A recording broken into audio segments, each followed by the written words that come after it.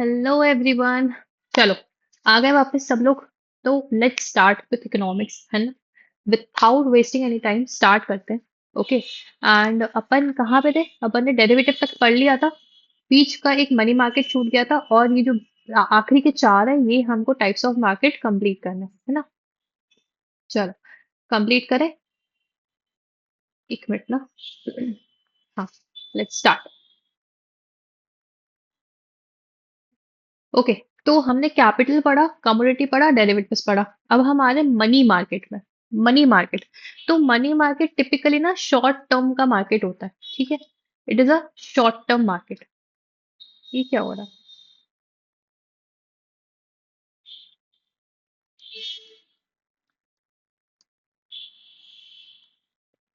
ये क्या हुआ? एक मिनट ना, फिर से स्टार्ट करके देखती हूँ।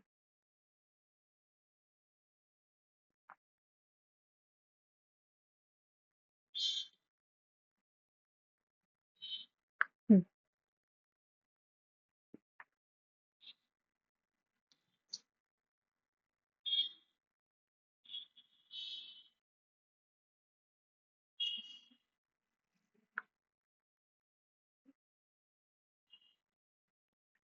हाँ।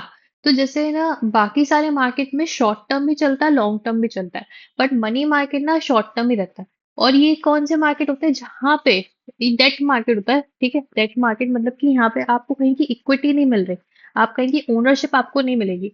यहाँ पे आप डेट के थ्रू फाइनेंसिंग करते हैं। ओके। तो जो लोग भी यहाँ पर अपने जो बॉन्ड्स या जो सिक्योरिटीज या जो अपन बोलते हैं ना, शेयर्स या सिक्योरिटीज, जो भी यहाँ पे मनी मार्केट में सेल कर दे, उसकी maturity period with in 1 year की होती है टिपिकली।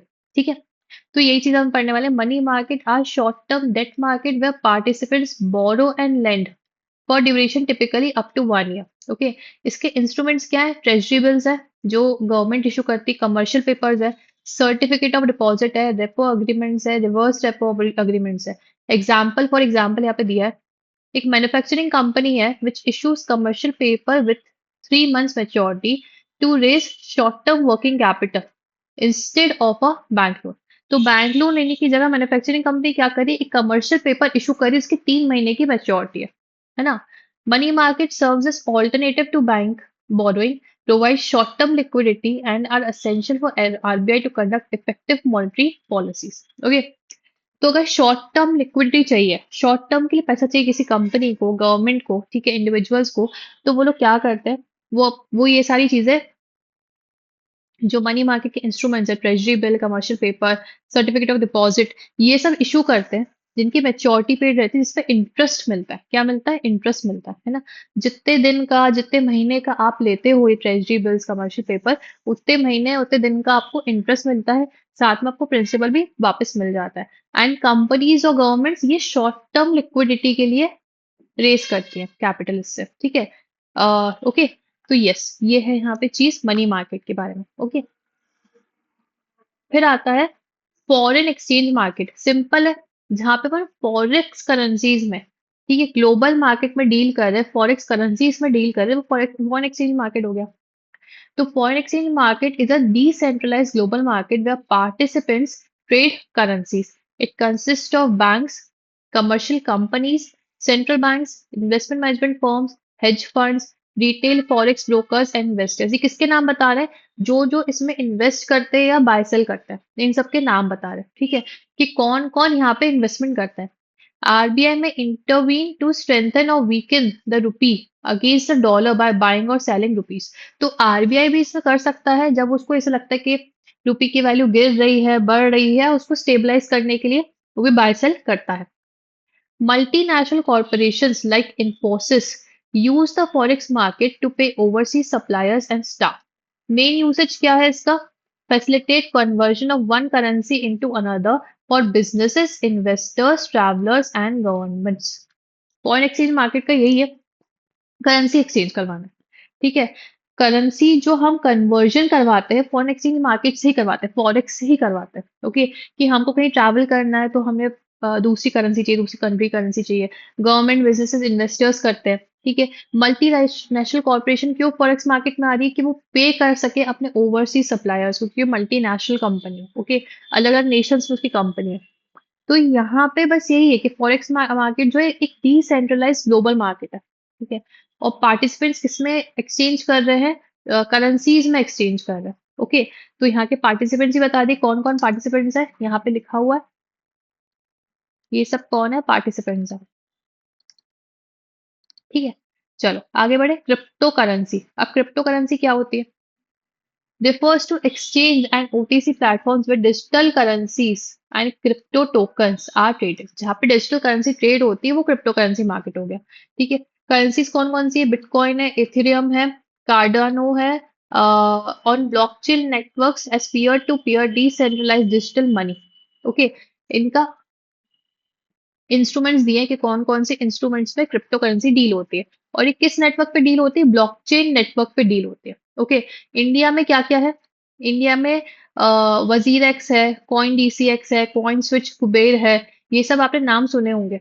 बहुत सारी एडवर्टाइजमेंट इन सबकी होती है, ओके। तो इंडिया में 3 प्लेटफॉर्म्स है जिन पे आप क्रिप्टो करेंसी कर सकते हो।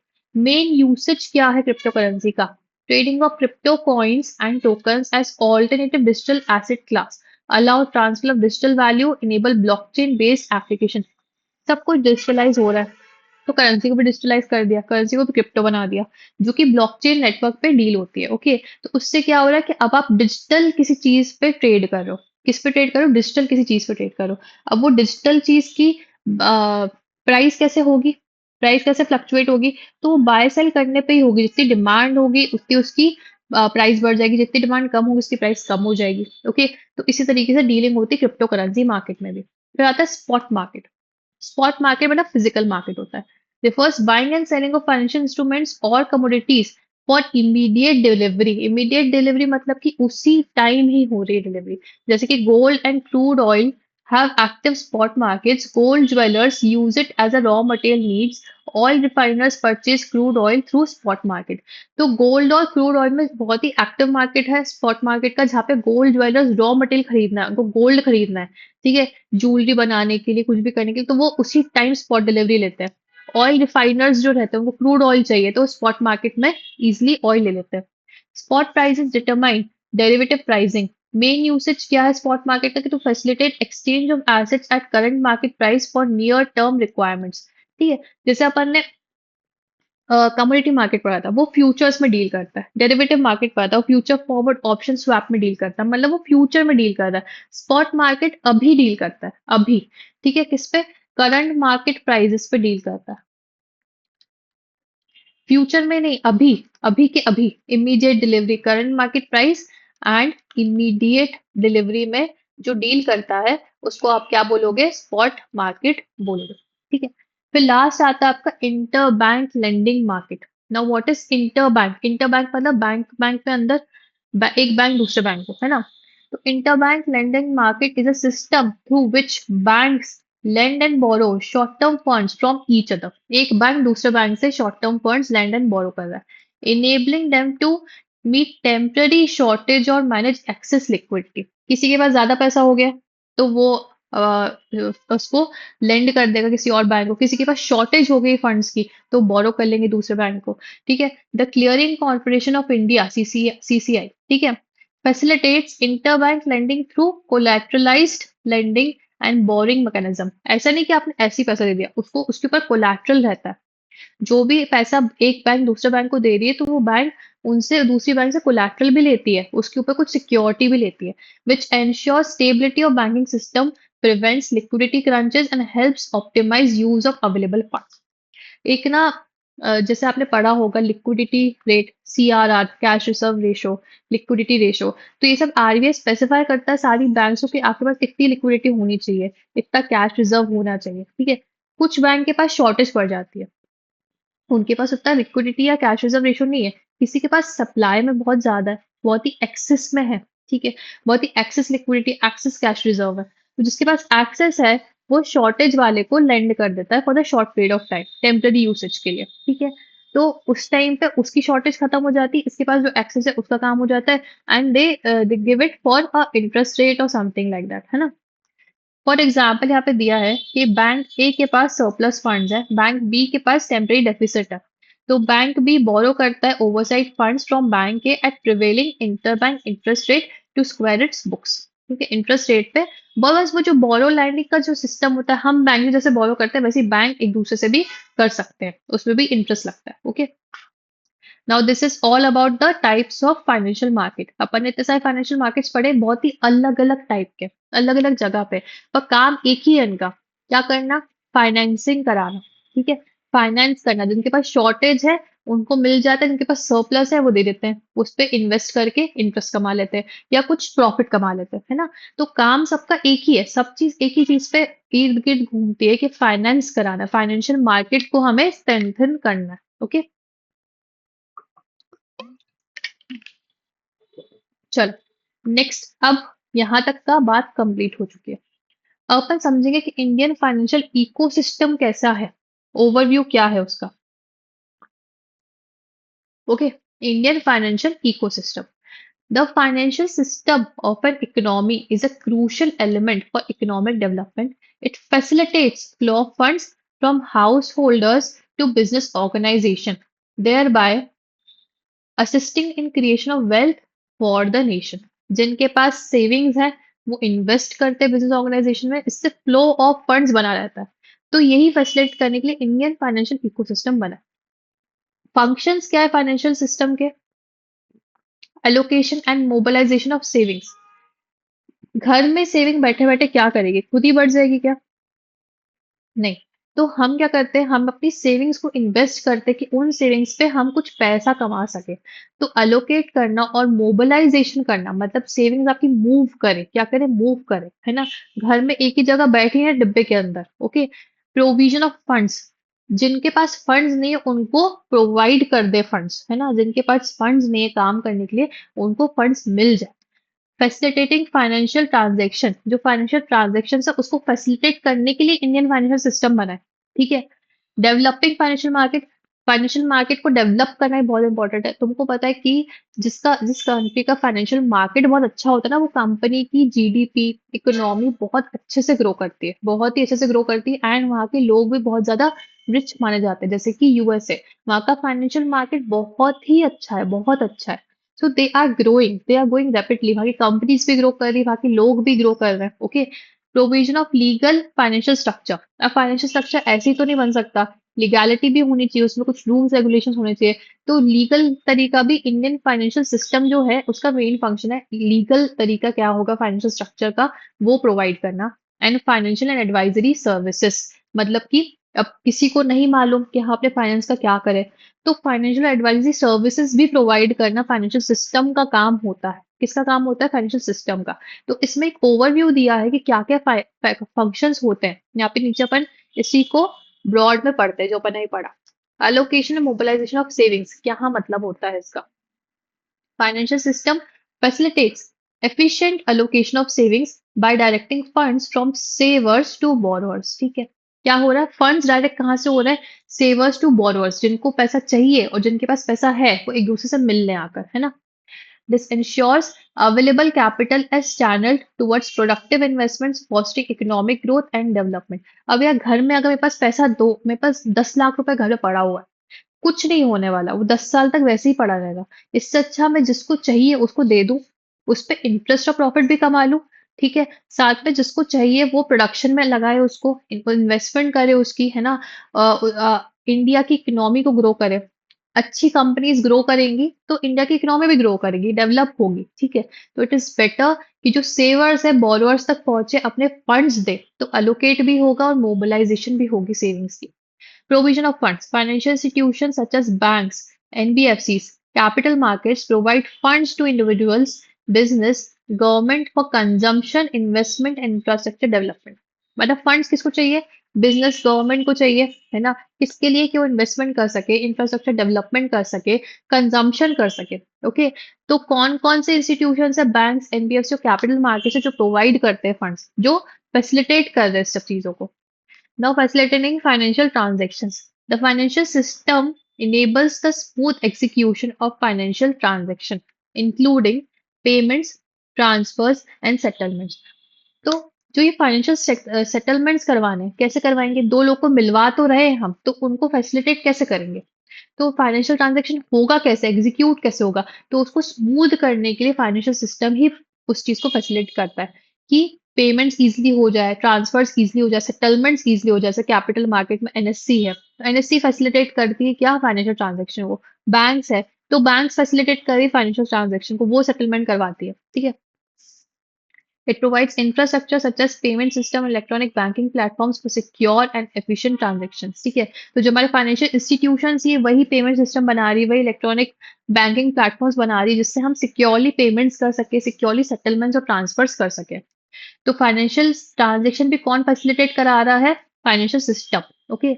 डेवलपिंग फाइनेंशियल मार्केट, जैसे मैंने बताया कि बाइंग एंड सेलिंग जो हमें करनी है, उसके प्लेटफॉर्म्स कौन डेवलप करेगा? कौन डेवलप करेगा?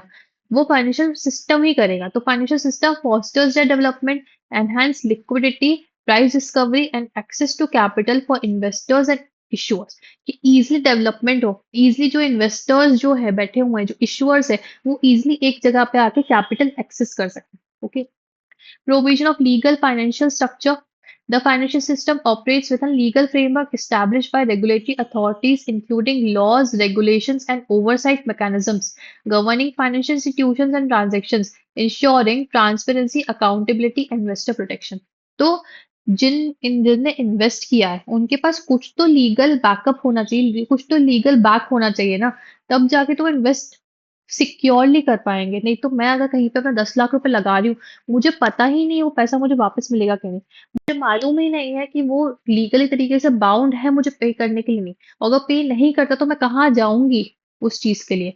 तो लीगल फ्रेमवर्क बहुत इंपॉर्टेंट है फाइनेंशियल सिस्टम में, तब जाके इन्वेस्टर सिक्योरली इन्वेस्ट कर पाएंगे, कुछ अकाउंटेबिलिटी रहेगी, कुछ ट्रांसपेरेंसी रहेगी, तब जाके मैं अपना पैसा कहीं पे लगा पाऊंगी। इसलिए लॉज, रेगुलेशंस, ओवरसाइट मैकेनिज्म होना बहुत ज्यादा जरूरी है। रेगुलेटरी अथॉरिटीज होना बहुत ज्यादा जरूरी है, जैसे कि SEBI, security exchange board of India, capital market को पूरा सेबी ही रेगुलेट करती है, ठीक है, सेबी रेगुलेट करती है। अब सेबी है, तब हम सेफ हैं, हम सेफ फील करते हैं कि हम अपना अगर शेयर्स खरीद रहे हैं, डेरिवेटिव में ट्रेडिंग कर रहे हैं, ओके, कमोडिटी में ट्रेडिंग कर रहे हैं, तो हमको मालूम है कि सेबी वहां पे हमारा ख्याल रख रही है, ठीक है। सेबी सारी कंपनीज पे ओवरसाइट करे कि ओवर जो कंपनीज पैसा रेज कर रही, क्या वो सही ढंग से काम कर रही कि नहीं, जिस चीज के लिए पैसा रेज किया वहीं पे तो नहीं, कहीं हमें फ्रॉड तो नहीं कर देगी वो, है ना। तो they are oversighting, that is why we are free, कि हाँ हम इजिली सिक्योरली तरीके से इन्वेस्टमेंट्स कर सकते हैं। ओके। सो ओवरसाइट होना बहुत जरूरी है।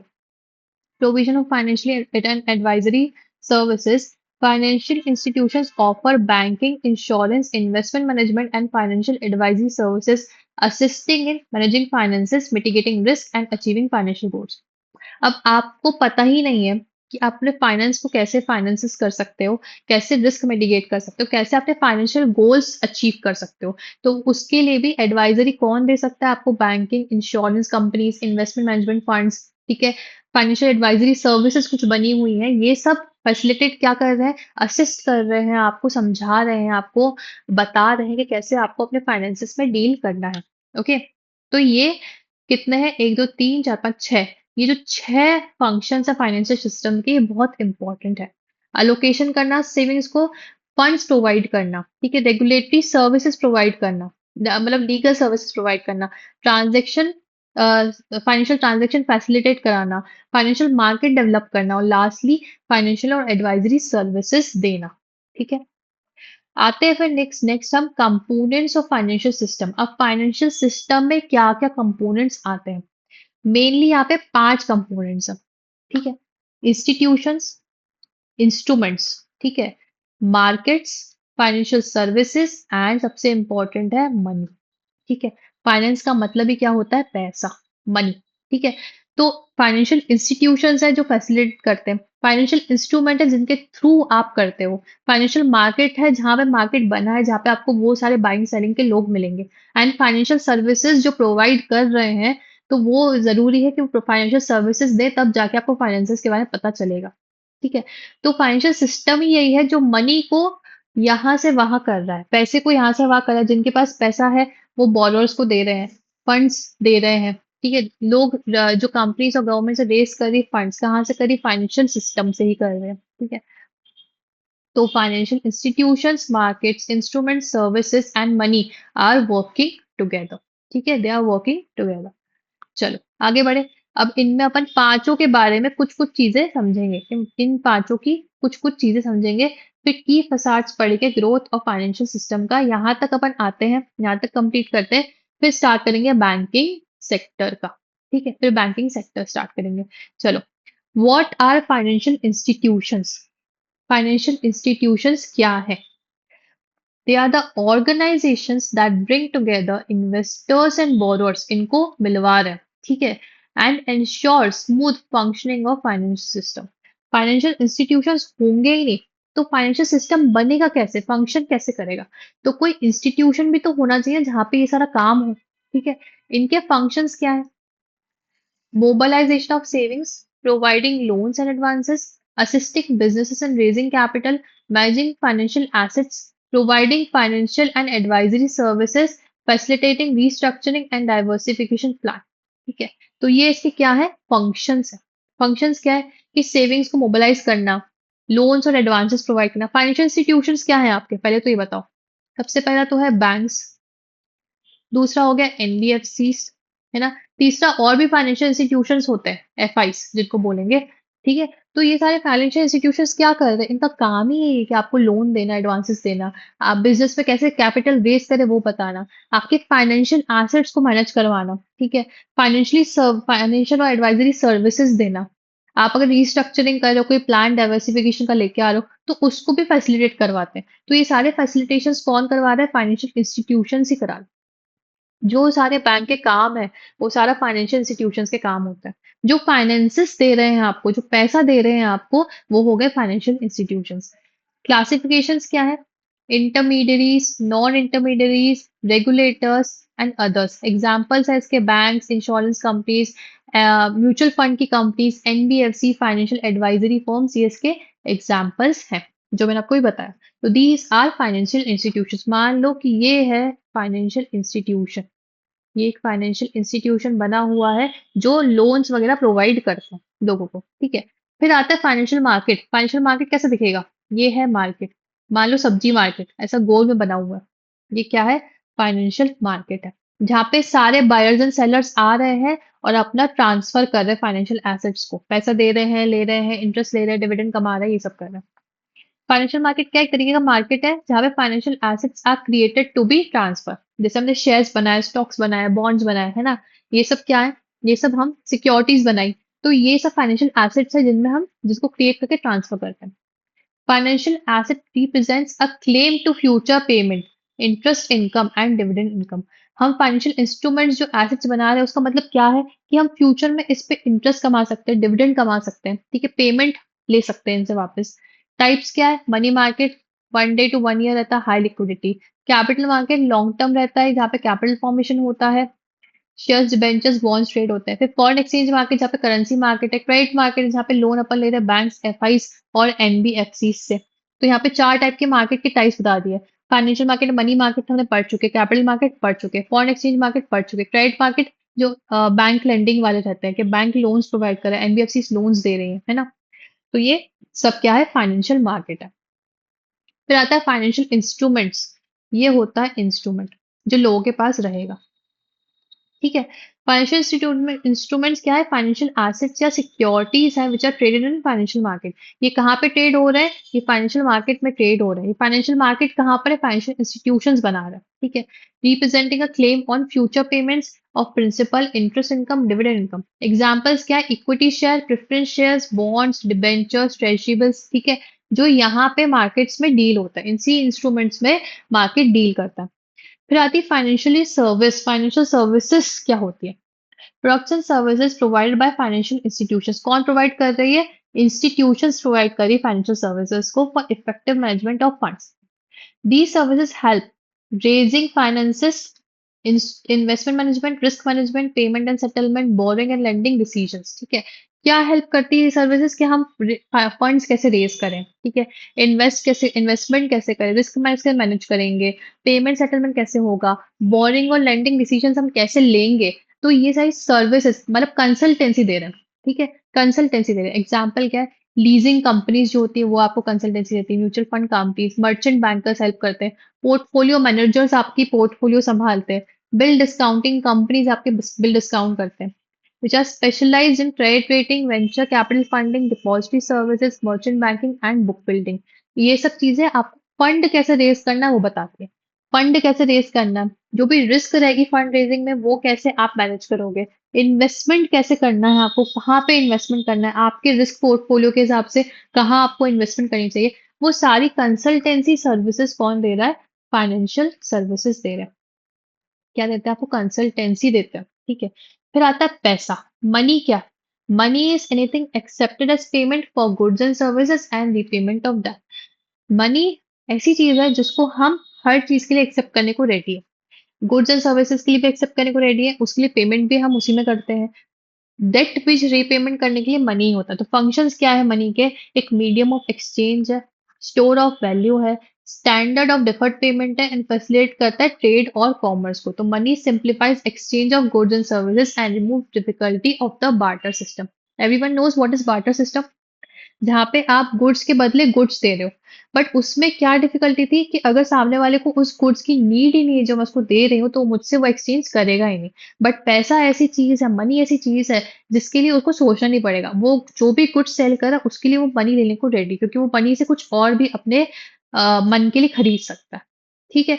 तो दैट इज वाई मनी जो है वो एक्सचेंज, जो मीडियम ऑफ एक्सचेंज है वो उसको बहुत सिंप्लीफाई कर देता है। आप इजिली वैल्यू मान सकते हो मनी में कि हमारे पास इतना पैसा है या इतना वैल्यू है हमारे पास, तो हम उतना एक्सचेंज कर सकते हैं। ओके। चलो मनी के बाद आते हैं की facades and growth of financial institutions in India. Same चीज है जो हमने अभी पढ़ी थी। क्या है इसमें कि कैसे फाइनेंशियल इंस्टीट्यूशंस ग्रो करेंगे इंडिया में, उसके की फैक्टर्स दिए। क्या दिए? की फैक्टर्स दिए। तो mobilisation of savings which accelerates the rate and volume of savings through various financial instruments and efficient mobilization of public savings. रहता है increase in national output provides funds to corporate customers for expansion thereby increasing production and national income.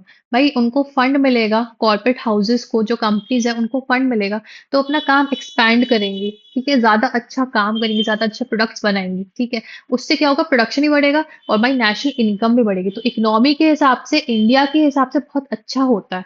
ठीक है, कि financial institution अच्छा हो। Protection of investors safeguards investors' interest to RBI and SEBI, ensuring smooth and fair financial transaction. Investor से protected feel करेंगे तो financial institution है। RBI और सेबी वैसे ही प्रोटेक्ट कर रहा है, सेफ गार्ड कर रहा है इन्वेस्टर्स के इंटरेस्ट को। तो इससे फाइनेंशियल ट्रांजेक्शन स्मूथली हो सकते हैं। Economic development contribute significantly to economic growth, capital formation, and improvement in living standards. Development of weaker sections promotes inclusive growth through rural development banks, corporate societies, and priority sector lending. ठीक है, तो banks जो है, development banks बन रहे हैं, rural development cooperative societies बन रही है, ये सब क्या करें? जो वीकर सेक्शन ऑफ सोसाइटी है वहां पे भी जाके फंड्स प्रोवाइड करें जिससे उनकी भी ग्रोथ। ठीक है, तो ये ओवरऑल सबकी ग्रोथ हो रही है, इंक्लूसिव ग्रोथ हो रही है। फाइनेंशियल एडवाइजरी सर्विसेज देना। ठीक है, financial institution assist corporate customers by offering financial consultancy, investment advice and restructuring guidance। ये तो अभी हम पढ़ के आ चुके हैं। And financial deepening and broadening. Deepening का मतलब होता है increase in financial asset eight percentage of GDP, and broadening का मतलब होता है increase in number of participants. ज्यादा लोग फाइनेंशियल सिस्टम में आए, ज्यादा लोग शेयर्स में इन्वेस्ट करें। अभी सिर्फ 2 से 5% लोग ही हैं जो फाइनेंशियल मार्केट में इन्वेस्ट करते हैं, सिर्फ उतने ही करते हैं पूरे इंडिया में। तो सोचो कितना बड़ा इंडिया और कितने कम लोग इन्वेस्ट करते हैं, कितने कम लोग पैसा लगाते हैं। तो पैसे लगाने वाले लोग ही इतने कम है तो कैसे हमारा इंडिया ग्रो करेगा? जबकि यूएस में इतने ज्यादा लोग इन्वेस्ट करते हैं, इतने ज्यादा लोग, मतलब हाफ ऑफ द पीपल से ज्यादा ही लोग वहां पे इन्वेस्ट करते हैं उसमें, स्टॉक मार्केट में। ठीक है, शेयर्स में। तो they are growing rapidly, but हम ग्रो ही नहीं कर पा रहे। तो दोनों ही चीजें, डीपनिंग कि हमारा फाइनेंशियल एसेट का जो पैसा, जो फाइनेंशियल एसेट का जो वैल्यू है वो भी इंक्रीज हो, एंड ब्रॉडनिंग मतलब हमारे पार्टिसिपेंट्स भी इंक्रीज हो, दोनों ही कंट्रीब्यूट करते हैं overall financial development and economic stability में। ठीक है, तो फैक्टर्स यही है, मोबिलाइजेशन करना, एडवाइजरी देना, protection of investors, national input increase करना, ओके, इकोनॉमिक डेवलपमेंट करना, तो बहुत ही जेनेरिक जेनेरिक से है, ठीक है। सिर्फ इनकी हेडिंग्स आपको समझ में, अगर अंदर का समझ में आ गया तो हेडिंग्स याद कर लो, and you will be like कि अब मैं लिख सकती हूँ या लिख सकता हूँ कि मुझे की फैक्टर्स आ जाएगा तो मुझे ये सब चीजें लिखनी है, ठीक है। ओके, चलो, अब आते हैं, नेक्स्ट आ रहा है हमारे पास banking sector. Banking sector, meaning of banking industry, present position of Indian banking sector, recent developments क्या क्या हुए हैं, मेगा मर्जर्स हुए थे, digital rupee, central bank digital currency, account aggregator framework, UPI आ गया था, ठीक है, यूनिफाइड लेंडिंग इंटरफेस आ चुका है, पब्लिक सेक्टर बैंक्स क्या होते हैं, प्राइवेट सेक्टर बैंक्स क्या होते हैं। यहाँ तक हमको 2 पेज किसका पढ़ना है, सिर्फ बैंकिंग सेक्टर के बारे में पढ़ना है कि व्हाट इज बैंकिंग सेक्टर, ठीक है, इंडियन बैंकिंग सेक्टर। सबको पता है कि इंडियन बैंक्स क्या होता है, ओके। ओके, तो अभी तक जो हमने पढ़ा, अभी तक हमने जो पढ़ा, 6 पेज तक आ चुके हैं हम, है ना, ऑलमोस्ट 1/3 कंप्लीट किया है। एक सेकेंड, अच्छा, यहाँ तक अपन रुक रहे हैं, ठीक है। इसके बाद की क्लासेस में जल्दी जल्दी जाएगी, यहाँ तक क्या समझाने का बहुत मटेरियल था, इसके बाद समझाने की चीजें खत्म हो चुकी हैं। अब क्या अपन को पढ़ना है और समझना है कि ये चीजें क्यों बनी है, क्यों हुई है, ठीक है, इन चीजों को क्यों लाया गया है ना, फाइनेंशियल सिस्टम में। तो हमको आगे का जो चीजें पढ़नी है ना, वो बहुत इजी इजी जाएंगी, बहुत जल्दी जल्दी जाएंगी। और मैं इसको आपको माइंड मैपिंग के थ्रू पढ़ाऊंगी, जिससे आपको हर एक चीज के बारे में एक ओवरव्यू अच्छे से मिल जाएगा, ओके। सो अपन इस तरीके से नेक्स्ट क्लास से पढ़ेंगे इसको, एंड हम इसको फटाफट कंप्लीट करेंगे, ठीक है। सो मिलते हैं नेक्स्ट क्लास में, तब तक के लिए bye bye, and keep studying, keep revising and keep studying, okay. So bye.